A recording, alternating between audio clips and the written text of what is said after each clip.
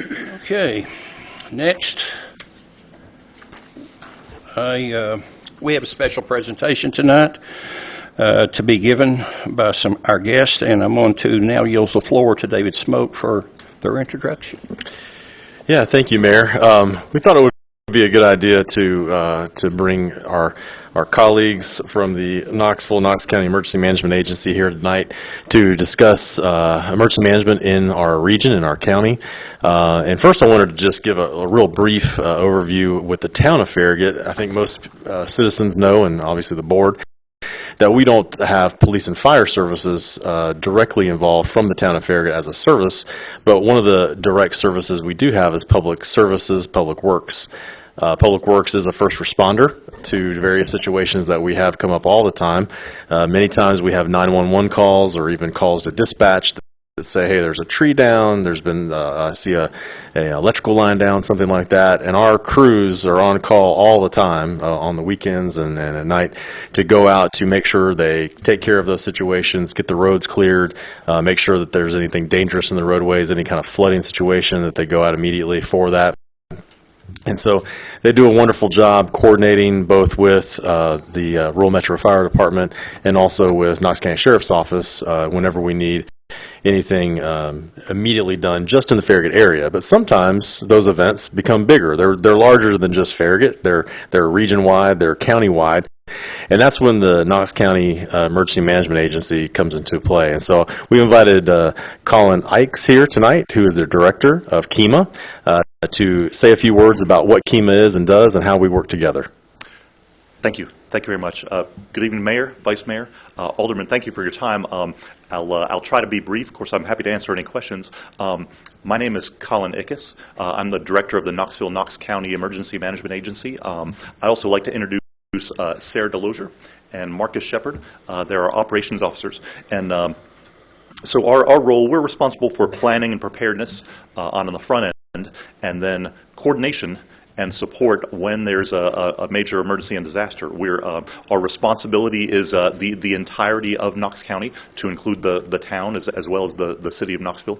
And I certainly want to thank the town and leadership for the ongoing, continuing partnership. And I'll touch on that a few times, but Dave, please jump in if you'd like to.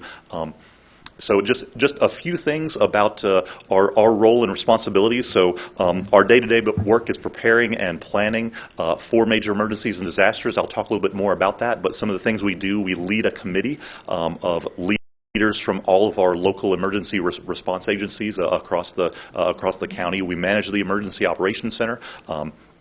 We have a mobile command unit that we may respond to the scene with. We work a lot with our emergency responders and partner with them on training and exercising opportunities and of course outreach to the community. Allison, next slide, please. So our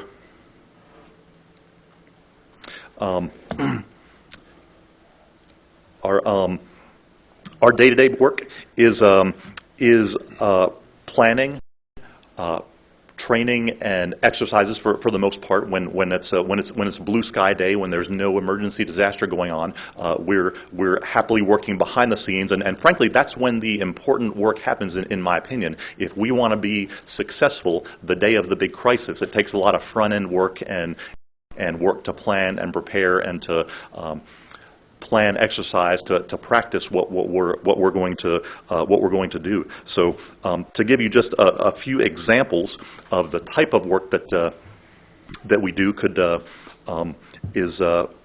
we've been working recently on some active shooter response training for our emergency responders. That's something in collaboration with our Homeland Security District as well as our emergency response agencies. And when I say that we are doing something, I want to be clear that really always means in cooperation and collaboration together with our partners across the town, the city, and the county, and all of our emergency response agencies. Virtually nothing we do is us alone by ourselves. The entire nature of our work is collaborative and represents a joint effort of all of our local response agencies. So some of the things that we are working on and have been working on recently is active shooter response, specifically the medical response to that. We've been working on developing an ADA, emergency response plan, to make sure we're serving all of our community, particularly inclusive of our community members with access, functional needs, or with disabilities. We've relatively recently been resuming training. The headliner of the last couple of years has been COVID, and that unfortunately put a stop to a lot of our training program. So we're trying to get back to and playing catch up, frankly, a little bit with some of the training that we've been doing with our emergency response agency partners, particularly with some upper level incident command system training. We're wrapping up the overhaul of our emergency operations plan. That's our overarching and big picture plan, which again, that's big picture, and that includes and addresses primarily, it's geared towards all of our emergency response agencies, but again, includes the town as well. And so I do want to thank. So planning, training, exercises is kind of the day-to-day work that we do. I do want to thank the mayor for joining us last month. Every June we have pretty large, it's our biggest emergency operations center exercise of the year, simulating an emergency at the Department of Energy at the Oak Ridge Reservation, and I appreciate the mayor joining us at our emergency operations center for that exercise last month. It's always, exercises are important for us to practice. That's how we practice what we would do during a major crisis. So Mayor, thank you for your time. Appreciate you joining us. Speaking of planning and exercising, we do, again, our focus tends to be with our emergency response agency partners, the folks that serve the town here, Knox County Sheriff's Office, of course, Rural Metro Fire Department, and AMR. But, of course, it goes beyond that, too. We work pretty regularly with, I want to recognize Dan Johnson, Town Farragut Fire Marshal, as well as Trevor Hobbs. They've been important partners as well in terms of some of our planning and training efforts. And so when we sometimes get asked, well, what are we planning for actually? Disasters don't happen here, do they? Well, here's a list of some of if you open one of our plans, what you'll find before you get too many pages in is, well, what are we concerned about, and what kind of things are we planning for? And so the most common type of disaster to affect our community tends to be weather related. And you probably don't have to think back too far. Some of the recent ones that come to mind. The February 2019 flooding was some of the worst flooding that this area has seen. I also mentioned the Memorial Day weekend 2017 storms that particularly hit hard this area and West Knox County. You may remember that. And so weather-related emergencies are the most common, but certainly not the only thing we're concerned about. We worry a lot about hazardous materials incidents. There are over 250 Tier 2 sites across the county. Those are industrial or commercial facilities that keep large enough stockpiles of chemicals on site to be required to report that to us, where, of course, we sit at the crossroads of two major interstates where tanker trucks, hazardous materials are transported in significant quantities on a daily basis, and not a lot of people think about the underground pipelines that serve the community as well, bring natural gas to our community, as well as petroleum products. If you've ever driven past the tanks, large storage tanks on Middlebrook Pike, well, that frankly comes right through the town here. Large underground pipelines that bring all of the diesel, gasoline, jet fuel, and things like that to the entire region, comes frankly literally through people's backyards next to schools and churches, en route to being pumped to those storage tanks, where it's then distributed throughout the region. So those are just some of the things that we think about and concerned about and plan and prepare for. Next slide, please, Allison. Thank you. So when there is a major emergency, we kind of think about there being a two-tiered management system. So, of course, on the scene of the emergency, you'll have an incident commander. Depending on the nature of the emergency, that'll be usually a leader from the Knox County Sheriff's Office, or it again, depending on the nature, it may be someone a leader from Rural Metro Fire Department, and they're the ones who are telling the emergency responders where to go and what to do on the scene. And that's of course a really important job. That's not our role. Our role is to support the incident commander. So we are not first responders ourselves. We have the utmost respect for the folks that are, but we are there to essentially to coordinate, to support, and to make sure that they have the tools that they need. Our role, for the most part, is in the Emergency Operations Center. And so the EOC is a room in the 911 building. It's intentionally a step removed from the chaos of the scene, and so we're kind of the back end support where we work on high level planning. Forward planning. We offer coordination and support. It's the information hub. We gather. Again, it's never just us. If you can see, I don't know how well you can make out the picture of the right there. I apologize, it's a small picture, but what you're seeing is representatives from all of our local emergency response agencies, and that's where we're all there together, sharing information and putting our heads together about how we're best going to solve the issues and work together and collaborate. To respond to the emergency. That picture was actually taken February 2019. I mentioned the flooding earlier. That particular Saturday morning in late February, the EOC right there, that was the central point of coordination for more than 120 water rescues that took place across the county that day. So next slide, please. Again, a little bit more about response and what kind of disasters have happened here across our community. We've had 14 federally declared disasters here in Knox County since 1963, when that's when the Stafford Act was passed. That's when federally declared disasters became a thing. Unfortunately, 2/3 of those have been since the year 2000. So we're following the national trends of disasters, frankly, becoming more frequent as well as more expensive. Complex as well, and so I mentioned some of the responses there. The Memorial Day weekend storms of 2017.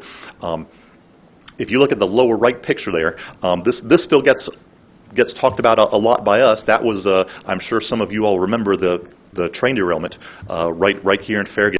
We're coming up on nearly the 20th anniversary now.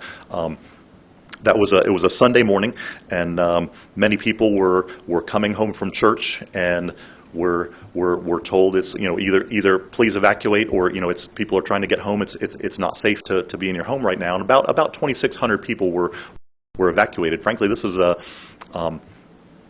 one of the worst disasters in Knox County in modern history was right here in Farragut. We still talk about that and the lessons learned. Again, 2,600 people evacuated for about 3 days in that one.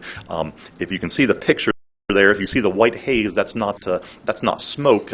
There was a ruptured tanker car carrying oleum, which is a concentrated sulfuric acid. So what you're seeing there, that's the acid vapor cloud, and that was the threat that was posed by that incident, the reason for the evacuations there. But again, that one of Knox County's greatest disasters, and again, even though it's been a few years, not something we forget, and certainly had quite an impact here on Farragut.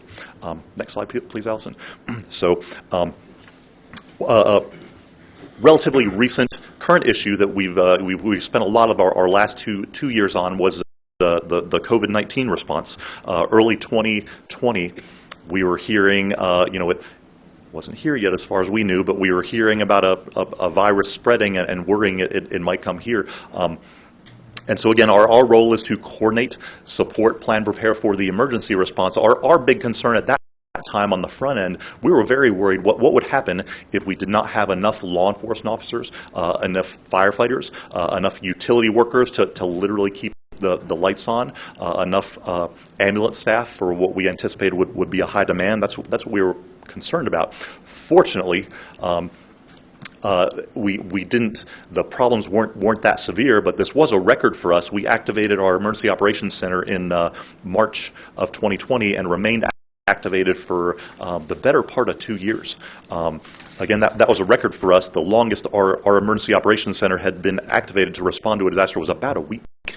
And so this beat that by quite a bit. Our EOC was, again, central point of coordination, information sharing. A big part of our operation ended up being the logistics needs. If you remember, personal protective equipment was pretty difficult to get and was in short supply, and we wanted to make sure that it got where it was needed. And so our logistics section, our emergency operations center, distributed thousands of N95 masks as well as hundreds of thousands of gloves and masks. And one thing that was kind of a lesson learned, frankly, I didn't know this was going to be our job, but again, our role is kind of to be the central point of coordination and support the response. Again, fortunately, even though our emergency response agencies had some challenges and some struggles, some of the things that was the headliner for us and actually end up getting a lot of our attention was social services and community service type issues. In fact, the triggering event for the Emergency Operations Center was when the CAC, if you're familiar with CAC Mobile Meals Program, used many volunteers, many of the senior citizens to go out and distribute meals to folks who otherwise may not get them. Well, when the guidance came out and said, if you're an older person, if you're a senior, you need to stay at home. You need to, make sure that you don't expose yourself. Well, all of a sudden, the CAC Mobile Meals volunteers dried up, and this is something that I would not thought of. Again, this is outside of our wheelhouse. But when they started canceling school or going remote with school, well, frankly, I learned then that there are kids that if they don't go to school that day, they don't eat that day. And so those are the types of challenges that the EOC and we worked on, again, together with our partners. We never want to take the credit here. Our role and our purpose is to collaborate and to try to facilitate and support emergency response. And I do want to thank the town of Farragut. Your staff members have for years had a great collaborative working relationship with us, again, being part of our planning efforts, being part of our training efforts. Trevor Hobbs was a regular attendee as part of our Emergency Operations Center and coordination process during COVID, and we're all grateful for the partnership. Any questions, or is there anything else that I can tell you? A real quick question. I saw you had a list of natural hazard, technological hazards, and human cause. Do you get direction about, obviously you understand what some of our vulnerabilities here are already. Mm-hmm. Does TEMA, do you coordinate with TEMA to have that list of what it is we need to be most prepared for? What are our most likely incidences that you guys are going to have to contend with? We certainly do work closely with TEMA. They really rely on us for that. That really needs to be looked at the community level. I mentioned some of the things that are specific to us. Where we sit, Knox County is right at the crossroads of 40-75. We have a couple, rail yards and rail lines here in Knox County. The number of Tier 2 sites, the underground pipelines. We need to look really specific. We're right on the river, and so sometimes flooding is a concern. So the state looks to us to kind of really drill down and tell them what the concerns are here in the town, the city of Knoxville, and as well as Knox County. Thank you. Yeah, most certainly. Some of the stuff's very obvious, but some of the ones you mentioned were not so obvious, and they're kind of eye openers to think about as far as being a potential disaster. I think the one that really caught my eye during the drill was a sewer plant. Mm-hmm. How that could be a potential disaster there. I mean, we know it as a disaster in some ways, but the way that this was kind of an eye opener for me, and that was the chlorine gas. Sure. In that particular exercise, we simulated a chlorine leak from KUB wastewater facility, and of course KUB is we partner with our local utilities, and I think they have a very good safety program. But yeah, I think a lot of folks would be surprised if they knew. Not a lot of folks that know that there are literal tons, 1 ton cylinders of chlorine, near, in that case, near the University of Tennessee. But again, there are commercial industrial facilities throughout the community that many of them have certainly don't accuse them of unsafe safety practices, but wherever you have a hazard like that, there's also a concern. Sir? Okay, thank you. Any other questions? I was going to say, I had the privilege of working for Summit Medical Group during the time of the rollout of the pandemic. And I remember specifically being very concerned about our patients who were not getting meal delivery.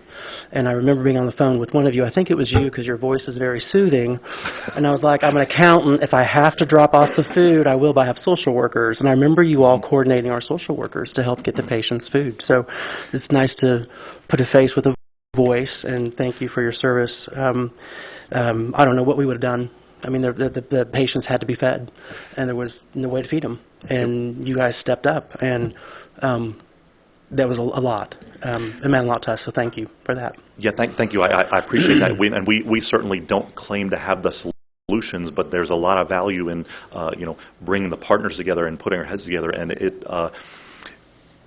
it never fails to impress me just the way that our community folks are willing, able to rise to the occasion. Again, we didn't know who was going to step up to the plate and meet the needs, and it certainly wasn't always easy, but for the most part, the needs, at least the ones that were brought to us, were ultimately able to be met, and we're grateful for that. You rallied the troops, and we appreciate it. So there was a term I think I heard you say, an incident commander, and that tends to be either a sheriff or an EMS representative. Sure. Have you ever found, has your experience ever been a municipal government would actually step in and manage an incident as a commander, or is that typically more of an emergency trained professional, such as the ones you mentioned, like the sheriff's department or EMS? Generally, when we think about the response to an emergency, again, in terms of our emergency responders, it's usually going to be and I'll stop and back up one minute and say that this is from the Incident Command System, which is part of the National Incident Management System. So it's a national standard that we follow here. For the most part, that pertains to our emergency responders. That's the Incident Command System is the way, the universal way to manage the on-scene response at the scene of emergencies. So we certainly use that a very similar organizational structure in our Emergency Operations Center. You certainly could, and I'd encourage you to use the organizational structure here.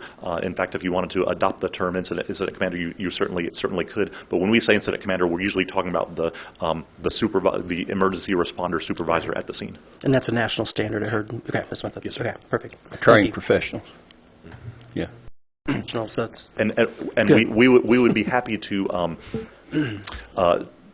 connect you all. The basic level incident command system training is available from FEMA online, and we teach the upper level incident command training courses as classroom courses, and we would be happy to make that available to any town staff that would like to join us for that. I think we leave it to professionals. But thank you. Thank you.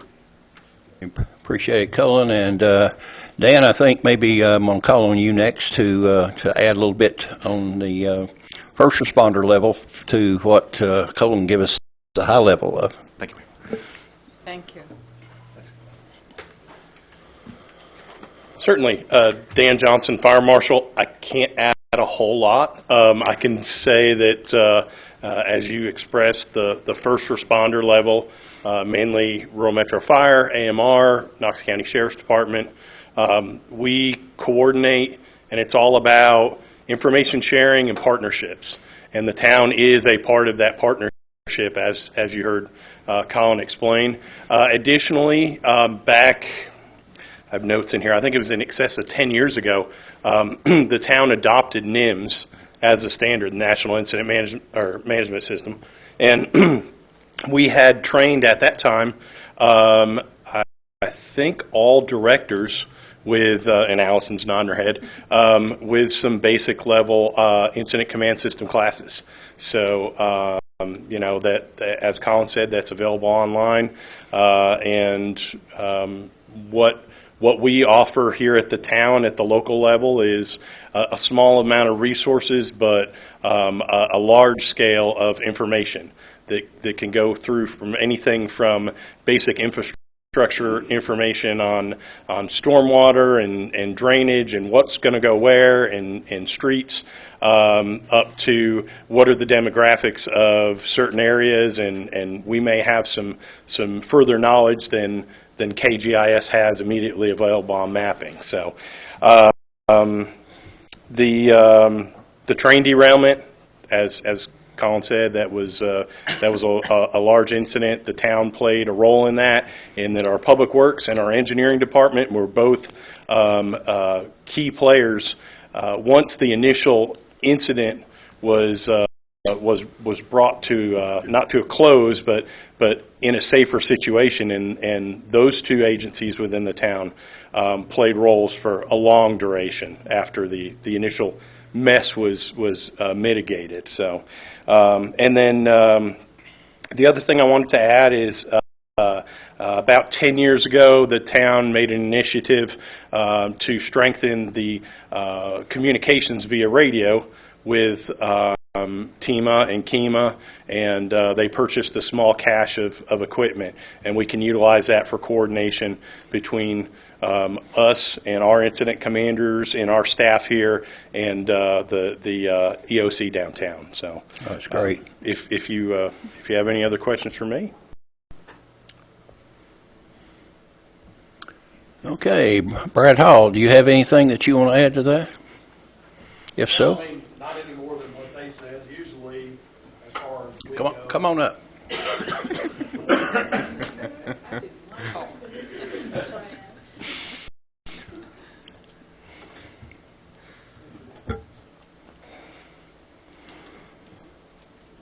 Didn't prepare like they did. No paperwork. Yeah, but I knew you could wing it. Brad Hall, Knox County Sheriff's Office.